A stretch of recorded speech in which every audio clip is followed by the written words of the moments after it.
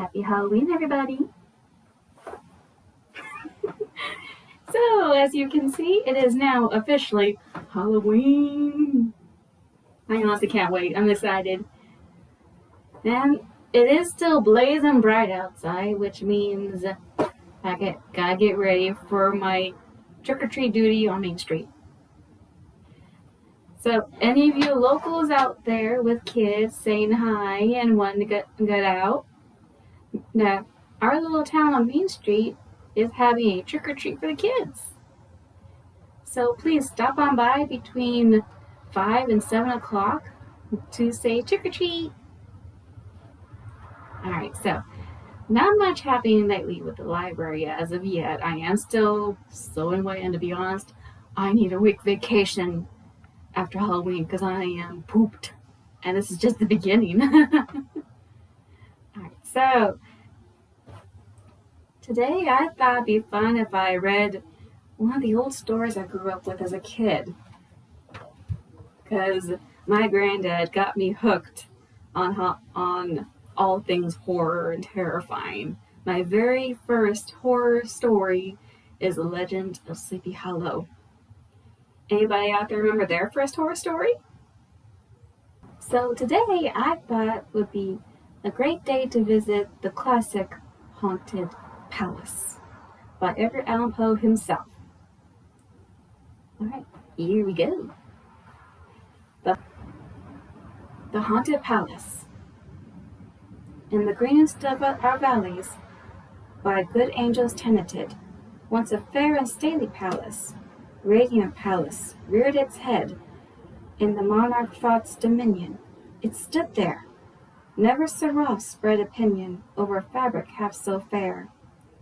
Banners yellow, glorious, golden, on its roof did float and flow.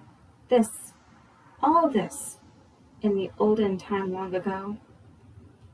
And every gentle air that dallied in that sweet day, along the ramparts plumed and pallid, a winged odor went away. Wanderers in that happy valley, through two luminous windows, saw spirits moving musically, to a lute's well-tuned law.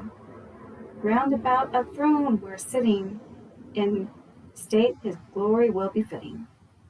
The ruler of the realm was seen, and all with pearl and ruby glowing was the fair palace door, through which came flowing,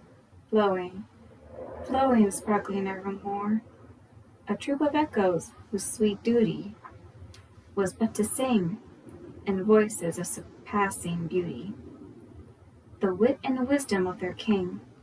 But evil things in robes of sorrow assail the monarch's high estate. Alas, mourn, for never sorrow shall dawn upon him desolate.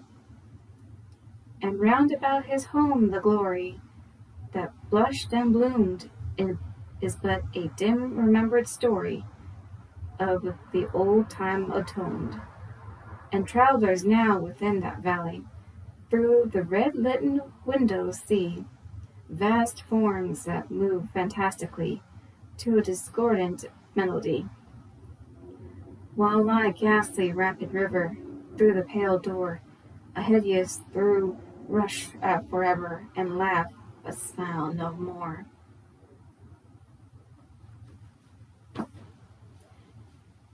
Well, that's an interesting description of a haunted house. So, that is pretty much it for this short little video, outside of the ending of another Halloween day. So join me in a cup of your favorite drink and get on your spooky old self. And join me in an old Edwardian cheer for Halloween.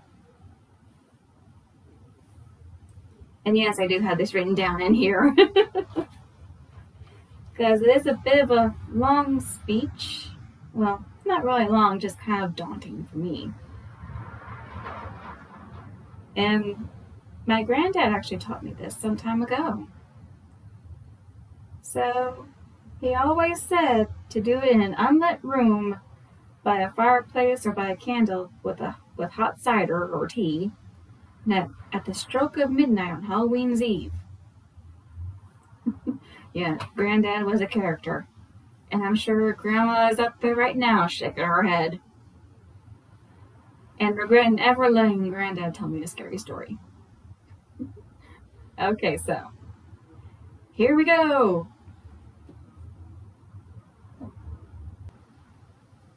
Here in West Devon, this is the season you start to feel Dartmoor stretching out its mighty claws towards you in the night. This is the season when the wild geese come over and their voices come over you with the voices of the wind. Wailing about the moor, you hear the gharial hounds, bewitched hounds.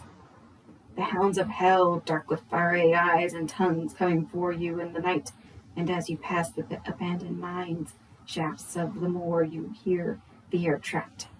Sobbing within, you hear the voices of souls in hell, rising in torment, and that's when you know when Christmas is on the way to life, and long may we have it. And down we go, y'all. And if that was an obvious fake drink, I'm sorry. This took me forever to put on. And either way, I gotta take it back off again pretty soon. Alright. And that there is the end of our little Halloween session. So, another Halloween gone. And the next video, hopefully I'll have something done here to show you on my little library. And you never know. We might have a little holiday decorate with me, because Christmas is almost here. Come on, y'all. If it ain't Halloween, it's Christmas. And also, November is rug month. I've probably saved up enough to buy a rug. Alright, so I shall say so long, and y'all have a happy Halloween. Bye.